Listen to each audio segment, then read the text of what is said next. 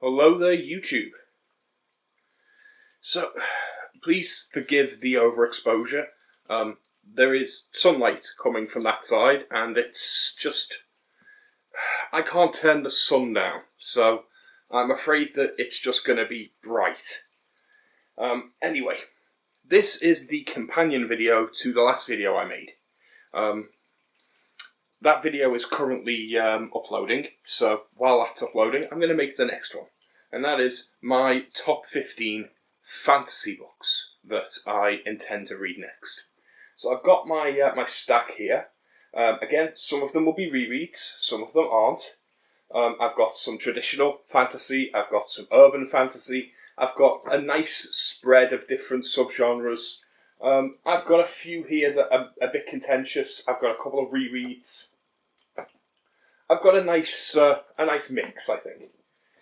So, what am I planning to read? Well, I'm going to go through and talk about a few of them, and hopefully open up a bit of a chat about what kind of books I like and what I'm hoping to get out of this, and also give you guys an indication as to what reviews to expect, because a lot of these will give you an idea not only of what books I'm going to be reviewing soon, because you'll see what I'm planning on reading, but also what books I've already read and I'm planning to review in the next few months, because some of these are the second or third book or whatever in the series, so that will give you an indication as to what books I'm going to be reviewing, because if I'm reading the second book in the series, that means I'm probably going to review the first book in the series. So, yeah, that gives you a bit of a clue. So, let's start the list, and we'll just talk from there. So, the first book that I really want to read, and you'll notice in the last video, I kept talking about books that I started and didn't finish. And I had a bit of a realization, and that is that I stop reading my books. I don't know why I do it, but I have a tendency to start reading books and then stop them. And this first choice is a good example of that, because my bookmark is still in it. And there it is. Because my first choice, Name of the Wind by Patrick Rothfuss. Now, I started reading this on two separate occasions. I started reading this back in 2020, and I was not in a good way. I was feeling quite depressed in 2020. I was not well. I was stuck in my parents' house. It was the middle of lockdown. I was living in squalor. I was living in a cramped house with too many people in it. We were locked down. We couldn't leave. We were having constant arguments. I could barely move. I basically had a bed, a computer, and a chair, and I would flip between them in the same room. I could barely move between them. We were sharing a bathroom between multiple different people, desperately trying to make sure there was enough space for everyone, and my health was slowly deteriorating as well. I was in a bad headspace, and this book just wasn't making me feel better. It just wasn't right for me. So I stopped reading it. Then I tried to read it again last year, and for some reason it just didn't click. And I ended up moving on to something else. There wasn't anything wrong with the book, there wasn't anything wrong with me, it just didn't click. So I'd like to go back to it, because what I did read, I did enjoy. And I've read some short stories from Patrick Rothfuss, and I absolutely adore his writing style. Shut up, phone. I absolutely adore his writing style. I adore the way he tackles prose. Patrick Rothfuss is a talented writer. So I know I'm going to enjoy this. I know I'm going to love this book. Maybe not love it as much as some people, but I know this is going to be a book I'm going to at least rate highly, if not rate very highly. So I'm excited to get into this. That's the first book on my list. Second book that I want to go to, I'm continuing with classic, high fantasy for now. And that is The Ember Blade by Chris Wooding. This is one I've not started. This is a fairly new book in my collection. I've heard that this is quite traditional high fantasy, very Tolkien-esque, but more modernised. and I've heard nothing but good things about it. So, again, looking forward to giving this a go. It's quite a chunky one, but most fantasy is. Like, you'll notice most of the books that I'm reading are quite chunky. It was actually true of my sci-fi video as well. If you look back, most of the books that I pick up are chunky things. Whereas I've been watching some of the other videos people put out, especially like if you look at the books that Michael K. Vaughan was putting out, they're tiny little things. Like, they look to be the size of novellas, and he's picking up these tiny little like mass market paperbacks, and they're collections of stories. Like, they're short story collections, and they have to be short story collections because you couldn't fit anything other than short stories in them. With like 6 to 8 authors listed. It's like, did they each write 5 pages? Because those books can't possibly be more than 200 pages long. And there's like 8 authors there, so they couldn't possibly have contributed more than about 30 pages each.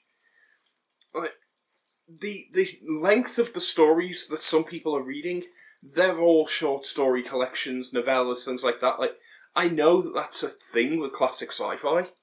I know it is. But it feels very different from what I'm used to reading. I read big, chunky books, and that's what the vast majority of my collection is. Like, unless I go to something like Lovecraft, most of my books are big, chunky books. So I'm not used to this thing that seems to be popular in certain parts of Booktube, where you'll see people's sci-fi collection, and they'll have these pulp sci-fi shelves where it's a whole shelf of loads and loads of these tiny, thin, classic sci-fi novels, these pulp sci-fi novels, and they're all 100 to 200 pages. You know, around 150 is the average. Like, they're a bit longer than a novella, but they're not much longer. And I would love to give those a try, but I have no idea where I'd find them. And I wouldn't even know where to start with them. But they're not even close to the kind of things I read. And the closest thing I would get to them is something like H.G. Wells. When they say the next 15 books I'm going to read is, and show 15 of those things, I'm like, well, yeah, if you're going to read 15 of those, well, that's like reading one Sanderson novel, isn't it? Like, the next 15 books I'm going to read is going to take me the next 5 years of my life, because they're huge chonkers. Some of them are multi-volume chonkers occasionally. So yeah, I'm going to read The Ember Blade anyway. Like I say, it's a big chunky boy. It's not 150 pages. It's, over 700 pages. It's, in fact, over 800 pages. And that's not even what I consider massively long. That would be what I consider about right for a fantasy novel. Massively long, it needs to be 4 figures. So, Ember Blade. So we're going, classics, classic fantasy here. And in that vein, I'm going to stick with the whole classic fantasy, and I'm going to add on another one that you should probably see coming here. And that is, I'm going to add Words of Radiance by Brandon Sanderson. There was going to be a Sanderson on here. Now, I've read Way of Kings, and I keep meaning to go further in Stormlight. But I've not gone any further. Now, this is my mass market version of Words of Radiance, which is about 1,300 pages long. I do have the big floppy paperback, but I was just going to show this one to the camera. I will read this one if I'm moving about, but if I'm sitting still or if I'm in bed or something, I'll read from the big floppy paperback. But this isn't actually too bad. This is a fairly well-made little paperback. So these aren't too bad to read from. Like, Tor did a good job with these, unlike the other mass market paperbacks that I read, where they seem to be shoddily put together. These aren't too bad. So I'm okay with this. So that's more classic, epic, old school style fantasy. But I'm planning on doing a few other kinds of fantasy as well. Like, I've got a couple of like grim fantasy or like non-traditional fantasy. So a good example of that is I have the Tower of Babel. Or is it Babel? I'm not sure. I've got a cover on this because I wanted to back them in plastic like I mentioned in the last video, but I couldn't be arsed. And these like library covers, it's not a library book, I put this cover on myself. Still protects the book, but it's easy to take on and off, and I couldn't be off backing it in plastic. I will back them in plastic because these covers are bulky and get in the way, and they don't fit as well on the shelf. But for now, I've got it backed in plastic so that I can at the very least read it without ruining the cover. This is book 4 in the Babel series, the Senlin Babel series. I am probably going to review the Senlin series because I really enjoyed the series. I want to talk about it, and I've got different things to say about different books in the series, but I've not finished it. This is book 4, and I want to finish it. Again, I started it, didn't get very far, put it down, was busy with other things. To be fair, I did start this the same month my dad died. Kind of put a dampener on my wanting to read. So that's probably why I didn't get very far. Next, I have a bit of an introduction to the whole grimdark. The First Law trilogy is something that's going to be hanging over my head for the best part of a year and a half now. People keep telling me to read it. I keep saying I'm going to read it. This is The Blade itself. This is standing in for the entire trilogy because I've been told to read the whole trilogy. I have the whole trilogy. They're not that long, honestly. All 3 of them would be about as long as, like, Words of Radiance, so this is still one choice, but it's standing in for the whole trilogy. Again, in the same plastic covers. But yeah, Joe Abercrombie's First Law. I do want to read this. I'm excited to get to it. I want to give the whole grimdark thing more of a chance. The closest thing I've got really to grimdark is a Game of Thrones, which I'm not sure how much of that is really grimdark, because that's more of an epic like political fantasy. I want to see what people are really meaning when they say grimdark, because the exact definitions seem to vary from person to person. I want to know what the tonal differences truly are. If this is supposed to be the seminal, depiction of grimdark, this is what people think of when they say grimdark. This is where I'm gonna, pitch my tent. This is where I'm gonna, put my pin and go, right, this is the epitome of grimdark. That's where I'm gonna place my definition, and everything can orbit around it. So that's what I'm gonna do, and I'm looking forward to giving it a try. Again, I have read bits of it. I got about halfway through it, put it down, didn't read for it. It's the same story. So, I now have more fantasy, but it's a bit different. Because I've got stuff that is not quite the same as you'd expect. Like, things that are a bit out of the ordinary. I've got this one, which people may argue is not fantasy at all, and is in fact sci-fi. If you argue that, fair enough. I have read the first book of this. Now, it's technically 4 books, but they're short books, and they're often packaged together as a single book, or put in 2 volumes with 2 books per volume. I have both the paperbacks and I have the Folio Society, really nice print. I'll be reading the folio, but I've got one of the paperbacks to show you, and that is Gene Wolfe's Book of the New Sun. Now, I've read the first one,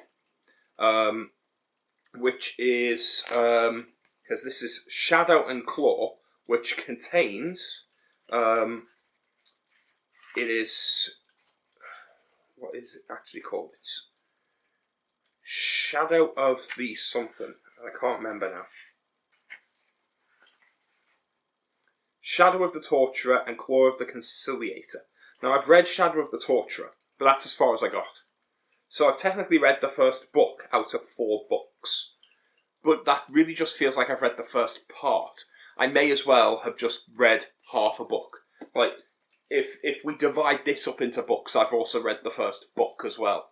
Like, effectively, I've only read half of this. And it doesn't feel like I've read a complete book, if that makes sense. So, I'm going to continue with Book of the New Sun. It does not feel like sci-fi to me, but I've only read the first one. And it feels like a fantasy book. So I'm going to continue on and see what I make of it. It was slow going for me. I want to get further. I want to see how I feel about it in the end. But that's one I want to get further in with. I do have a few more urban experiences that I want to get to, but there is one more that I want to get to before that I want to talk about, and that is Gardens of the Moon.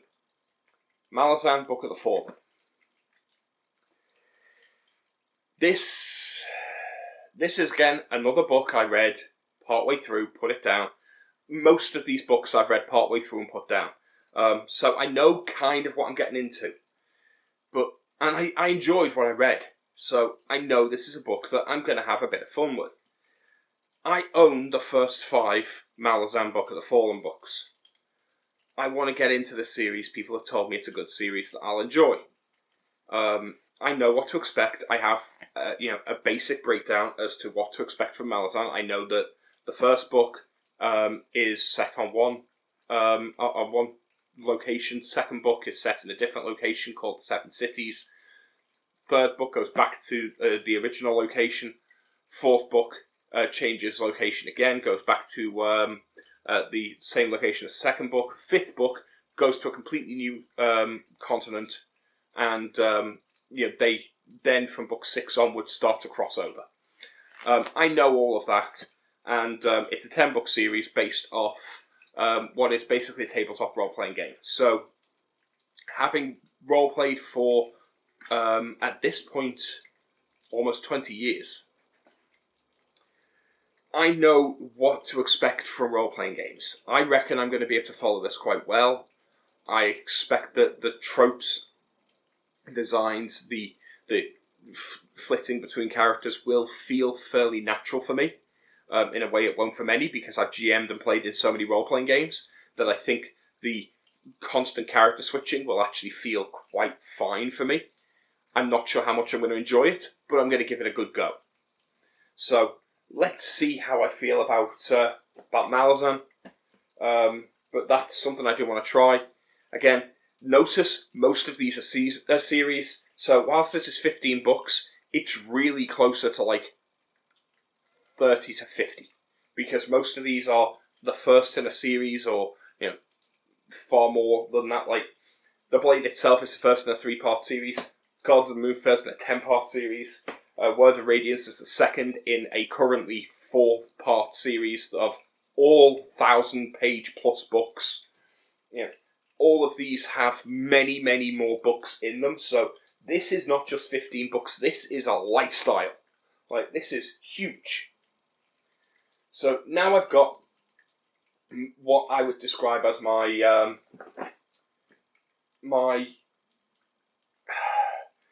urban fantasy takings. So I read The Devil You Know, and it was one of my favourite books, one of my sleeper hits. I was not expecting it. I've reviewed it. And the next book in the series is Vicious Circle by Mike Carey. This is arguably, again, not fantasy, but more urban horror. But it could be considered urban fantasy. The genres really kind of blend. So it depends what you consider to be horror or fantasy. Either way, I'm planning to read this. I plan to read the whole series. I know it's unfinished.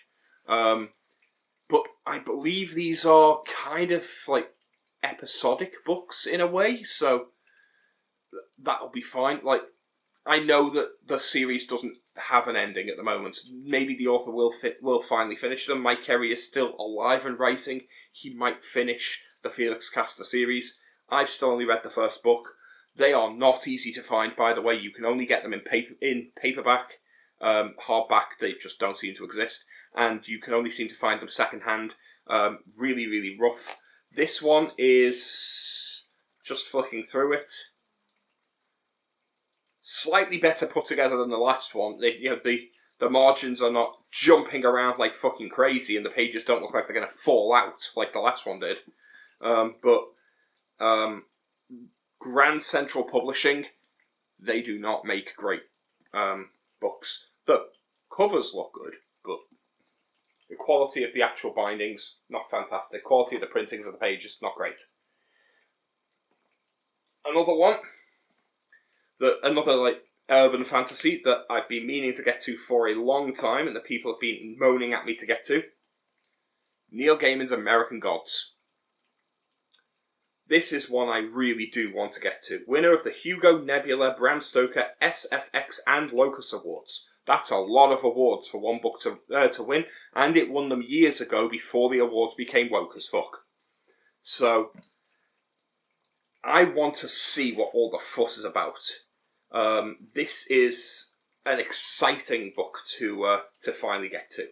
So, I want to give this a try because it's different, it's imaginative, it's again edging in horror, but maybe that'll be exciting. I don't know. So American Gods, that's something for me to give a go to.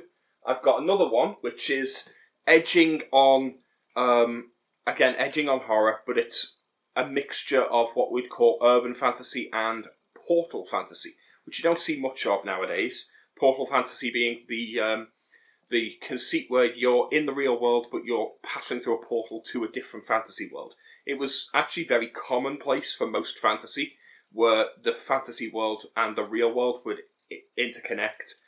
Harry Potter does it, with you going through into Hogwarts in a different fictional parallel world. Narnia does it with going through into the world of Narnia. Alice in Wonderland does it.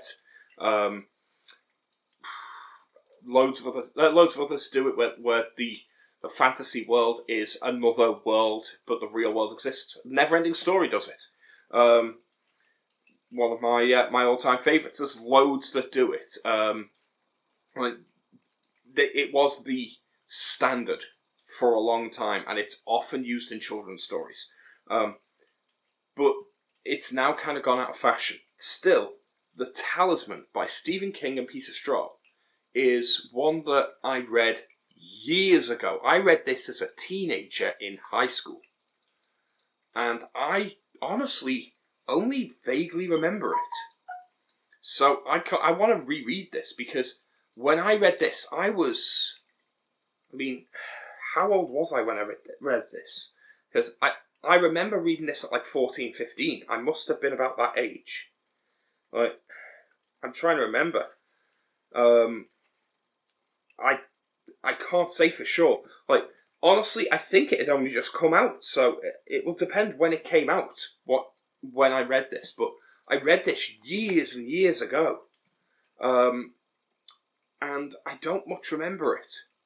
I only have images of scenes of it, but I know that I have memories of the emotions I had when I was reading it, and it stuck with me. The emotions stuck with me, but none of the plot or the characters did. And that's weird, because I don't usually forget books I read. So I want to give this a reread and see how I feel. On top of that, there's a sequel that I haven't read, so I can read that as well.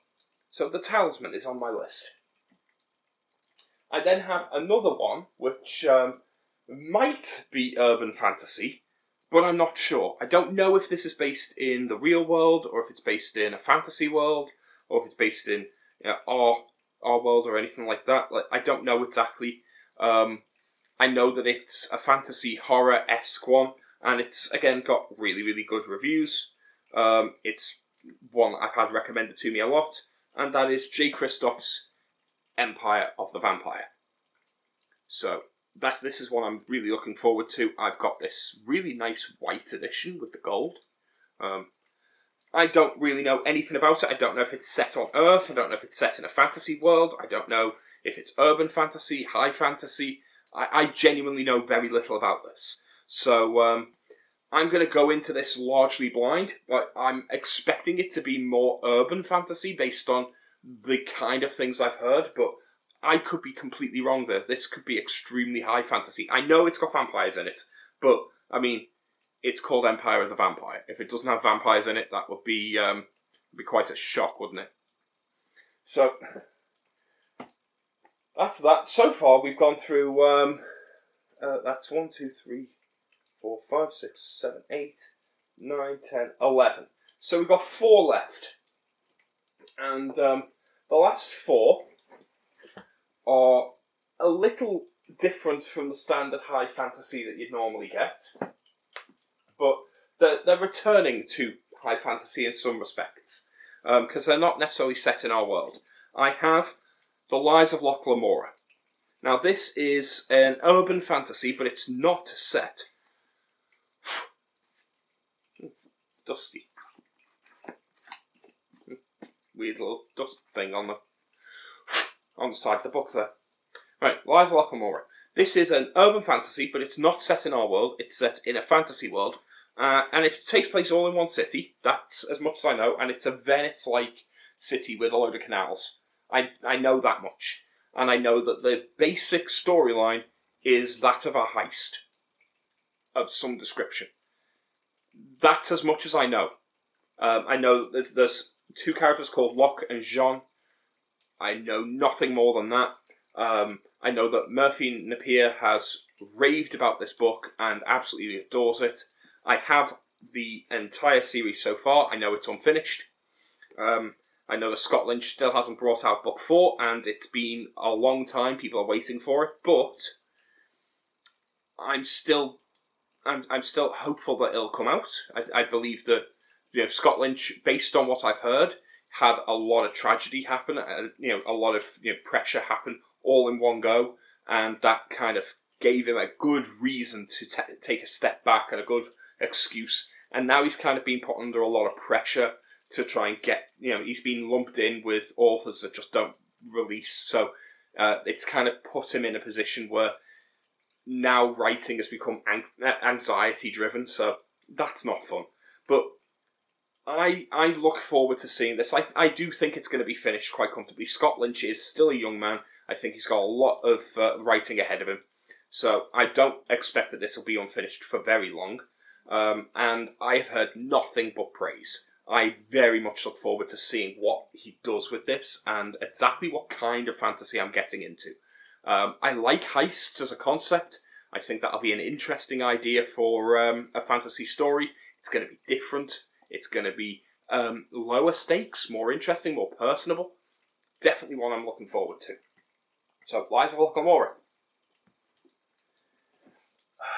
I then have a military fantasy. Well, I suppose Gods of the Moon was military fantasy. I have a military fantasy Flintlock entry, and that is The Crimson Campaign, which is the second book in the Powder Mage trilogy. And I read the first Powder Mage, called Promise of Blood. I have a review for that, which you can see on the channel. I absolutely adored the first book. I had a few small criticisms, but for a debut novel, it was incredible. I want to see how far this goes, so this is an exciting book that I am definitely looking forward to reading further in. I have not started this. I don't know what to expect, but I did read the first book. I'm going to go straight into this once I've cleared time for it. I am looking forward to getting into this. So this is definitely an exciting book to get into. I've got so many books that I really want to get to. This is topping the list, but there's so many I want to try. So I don't know when I'll get to it, but I definitely want to read this soon. So yeah, Powder Mage, definitely on the list. And in the same vein, another one, I have Adrian Tchaikovsky's Guns of the Dawn. Now this is on the list almost entirely because of the Booktuber Library of Alexandria, because he recommended that that people try out this book. It is another Flintlock fantasy. It's more. It's got a different setting. It's set in like a swampy land. I don't know much about it, but it's set in an area with a lot of swampland. It's another military Flintlock fantasy, but it's written by Adrian Tchaikovsky, who has written so many different books.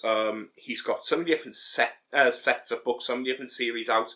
He's really, really prolific at the moment, and I want to see what he can do with this subgenre. I want to see what he can bring out. Adrian Tchaikovsky is such a a wide-ranging author at the moment and has so much praise. I want to see what he can do with this subgenre. So excited, very excited. I probably won't read this back to back with Crimson Campaign, because they're going to be similar enough that I'd want to buffer them with something else. But I've got so many other books that would be easy enough to do. But Guns of the Dawn, definitely one I want to try out. The last book on my list is one that I want to do a deep dive review for on this channel. It's not just this book, but the whole series. And that is Perdido Street Station. This is weird fiction, steampunk fantasy with elements of horror in it. It is an incredible book. It's got its flaws. It's got a couple of issues. Some of the magic is a little inconsistent. Some of the storytelling is not perfect, but it is a fascinating book, and it is well worth your time. I thoroughly enjoy this book, and it has been on my top list for a while now. But I want to give it a reread, and I want to reread it in real time on the channel, where I go through chapter by chapter, giving reading logs, where I describe my experience reading it again, and reading a few chapters, giving a quick vlog, saying where I'm up to, what I'm experiencing, how I'm feeling about the book, and going through it there. Like, this is the kind of book that I want to deep dive. And I think it'll be a fascinating review, but I want to do it justice. So this is another one I definitely want to review. And I want to go into the rest of the series. I've not read the rest of the series. I own them, but I've not read them. I have read the other books that I have. Well, I've read a couple of other books by him. He's produced a few more, and I've not read them all. This is an author that, while he's got extremely strict, very, very far-reaching political views, he's got quite extreme political views. I don't feel that he makes propaganda. I feel that he makes thought-provoking, politically motivated, politically skewed fiction that isn't preachy, but is instead asking questions. And that I can get behind. Like, you can be the most woke political figure in history if you want, and make really, really woke fiction. But if it's not preaching, but it's instead just asking questions and positing situations, I'll be behind that. You can make woke fiction work. A great example of that is the TV show The Orville. Let's face it, we know that the writer of The Orville, who also wrote Family Guy, what's his name? His name's just vanished from my memory for a moment there. We know he's very liberally minded, he's very left-wing, and he put in things like trans themes into The Orville. But he did it well. It didn't feel like he was preaching. So many TV shows and films have been hammering home themes of transgender rights, and it just makes you cringe. He does it, and it was amazing. It was great. It was layered. You can definitely do it if you try. So yeah, political elements can definitely work in fiction if you do them well. So those are the 15 fantasy books that I want to read next. And it's not really 15, it's closer to 50. There's a lot of fantasy out there that I want to read next. And it's not just fantasy as well. I've got the sci-fi in the video that's already up. I've got all the fantasy that I've just gone through here. There's a lot there and a lot of range, I think. I've got some fantasy there that's pretty traditional for Booktube, but I've also got some stuff there that's, on the fringe. I've got a nice range, but there's other stuff I want to read as well. And this is not going to be the last book in this... the last video in this series, because I'm going to make one more. This is my 15 fantasy. I've done my 15 sci-fi. I'm going to put up my 15 other books that I want to read. Because I've got a couple of others. I don't have enough in horror, thriller, western, classics, etc. to fill out a full 15, I think. But I could definitely do, say, 3 or 4 for each of them. So I've got enough there that I'm going to do a 15 others. And I'm going to put that one up as well. That'll be up in the next couple of days. And that'll be basically my my continuous TBR. That'll be my overarching TBR. So while I don't do TBRs, these videos will be the equivalent of an overarching TBR. The equivalent of the grab bag. Like, I'm gonna add to it. I might ignore it at times, but these are the books that are currently at the top of my mind as the ones I'm most likely to reach for. Other books may be added to it. Other books may jump ahead, but these are the ones that I'm focused on at the moment. So, hopefully this was interesting, and I'm planning on reading some fantasy books that you're excited for. You know what? I want to start a good conversation, and one of the things that I was really hoping for is I want to find like steampunk and like weird fiction that is of interest. Like I've got Pedido Street Station on here. I have Terminal World on my sci-fi list. I have the Senlin books. I've got a couple of books that have some steampunk elements to them and some weird fiction elements to them, but I don't have many. And I kind of want more, because steampunk and weird fiction is something I find myself gravitating towards. It's something I really enjoy. So if anyone knows of any obscure but high quality steampunk or weird fiction books that they want to recommend, by all means leave them in the comments, because if I haven't mentioned them, I probably haven't read them and don't know about them at this point.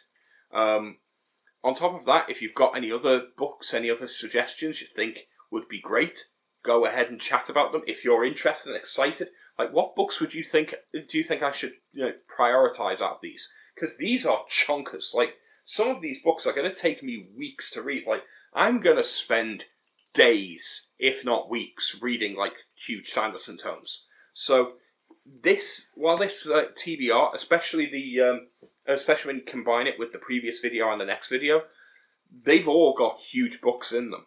So while these are the books I'm planning on reading, some of these I'm not going to be starting until next year, possibly like the end of next year.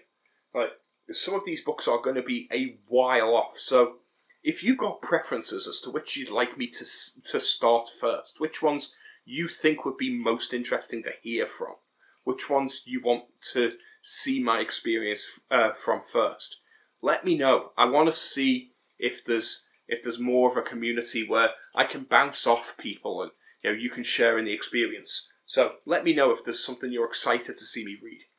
And on that note, I'll see you guys in the next video, where I'll go over the others, the top 15 non-SFF,